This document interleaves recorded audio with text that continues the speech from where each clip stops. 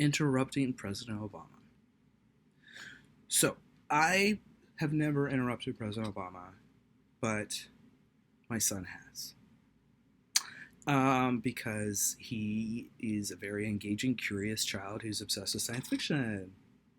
So the story goes that I took my son to one of the last President Obama's Christmas holiday parties as he was leaving office in 2016.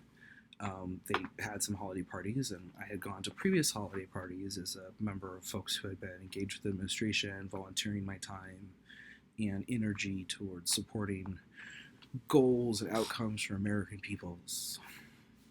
So, as such, you might get an invitation to a White House Christmas party.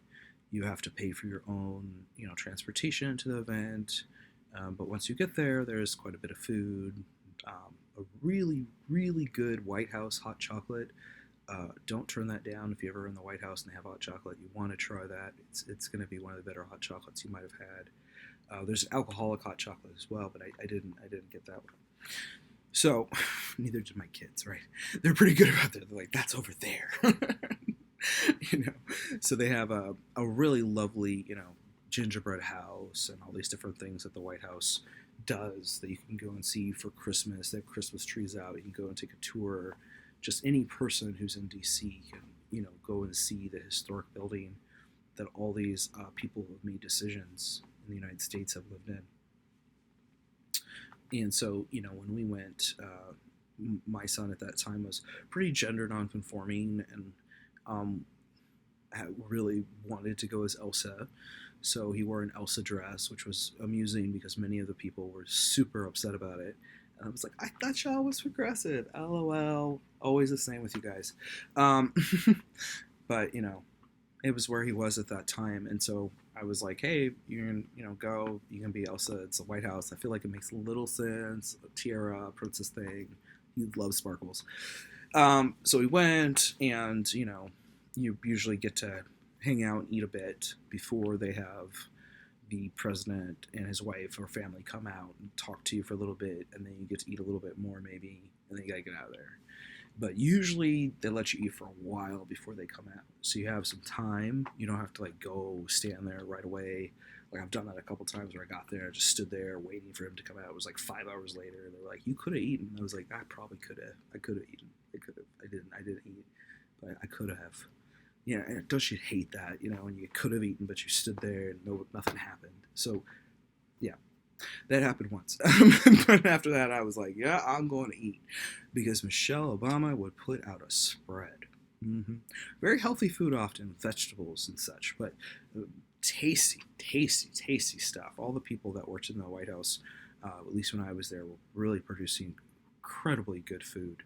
And so, I had this sweet potato souffle once. I've never had a sweet potato souffle, right? A souffle of sweet potatoes with a marshmallow top that looked like marshmallows, but it was really more of a anyway, good stuff. So, when you go to one of those things, you enjoy seeing people, and people are often taking photos and doing the schmoozing thing. But when I went with my family and my kid, I really just wanted to just take my kid to the White House. And that was it. I, introduced him to some people I liked, make sure he saw some people, got to run around, didn't, have any accidents. That no China was broken. Because he's he was running and such. So it was just really exciting to me. And I still had to do a bunch of work, so it was kind of difficult to balance, but I was glad that I was able to take, him to this space. And I in my excitement, I neglected to do that kind of last check that I often will recommend to parents if you're at a public event of, hey, take your kid aside and tell them, when somebody starts speaking, that's not their time to talk. Just do that with your kids for small, intimate speaking events or things like that they have never been at because they may not know. And I learned that the hard way when, President Obama began speaking, and about 2 minutes in, I heard a voice go, "Excuse me," and I was like, "Who is doing that so close. And it was so close because it was my kid. It was like right next to me.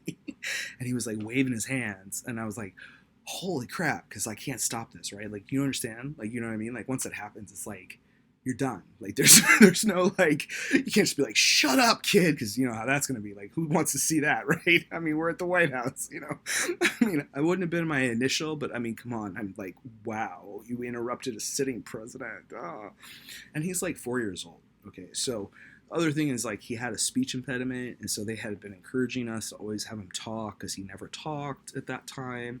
And so it's like, now I'm going to tell you to shut up after being like, please say something.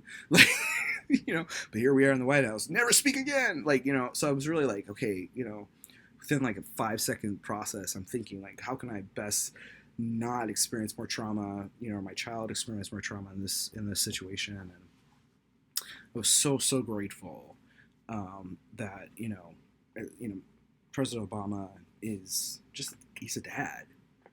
You know, that's something I think he and Donald Trump have in common that's really real for them. They're dads. Like, they're literal dads who love their kids, and they love kids, and they won't ever be mean to a kid. And I just was like, oh, thank God. Because, you know, President Obama stopped and he, you know, asked my son, he says, okay, hey, are you okay? You know, he was like, are you all right? And Storm's like, because he was upset, and I'm trying to figure out, why are you so upset? What's going on? And he's like, are you a hologram? And I'm like looking at him like, oh my God, you think he's a fucking android and he's going to kill us.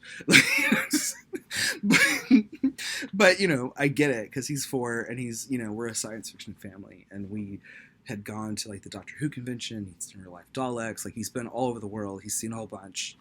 Why wouldn't his mom take him to see a hologram?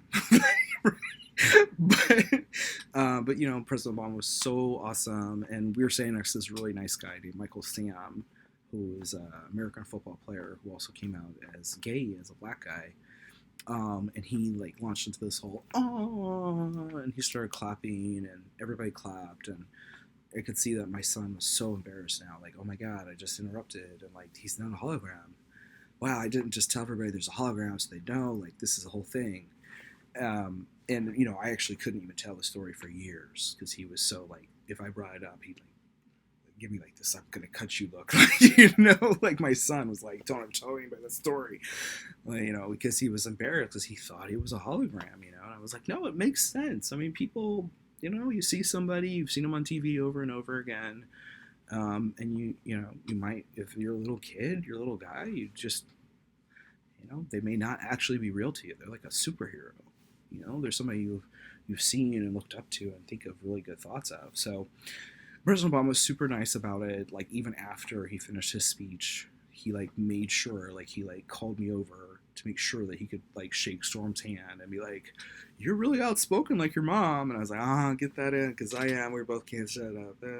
So I was like, next generation. And I was like, so I thought, oh, this is interesting because, you know, my child is somewhat like me and also different than me too, but, you know, will someday he want to be able to stand up in a White House and ask a more appropriate question around policy. But perhaps policy will be about holograms. You know, we can work it out. You know, some sort of irony that makes perfect sense, right? But I always think of that story and, you know, just how nice sometimes it can be when you're just horribly embarrassed. You know, just, you know, it's deeply.